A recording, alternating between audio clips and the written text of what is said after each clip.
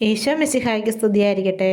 പ്രിയമുള്ളവരെ, വചനം പഠിക്കാനായിട്ട് വീണ്ടും എല്ലാവരെയും സ്വാഗതം ചെയ്യുന്നു. നമുക്ക് ഈ ആഴ്ച പഠിച്ച 3 വചനങ്ങൾ ആദ്യം തന്നെ ഒന്നുകൂടി ഓർത്തു നോക്കാം. സുഭാഷിതങ്ങൾ 20:20. അപ്പനെയോ അമ്മയെയോ പ്രാകുന്നവൻ്റെ വിളക്ക് കൂരിരുട്ടിൽ കെട്ടുപോകും. 2 മക്കബായർ 8:18.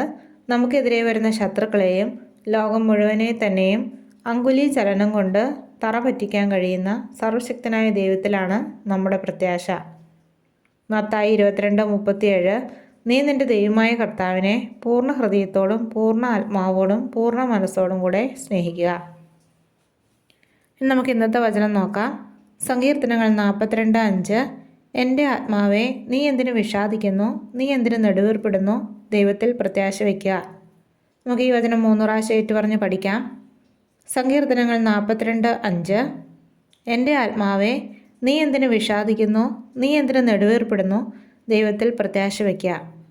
സങ്കീർത്തനം 42:5. എൻ്റെ ആത്മാവേ, നീ എന്തിനു വിഷാദിക്കുന്നു? നീ എന്തിനു നെടുവീർപ്പിടുന്നു? ദൈവത്തിൽ പ്രത്യാശ വയ്ക്കുക. സങ്കീർത്തനം 42:5.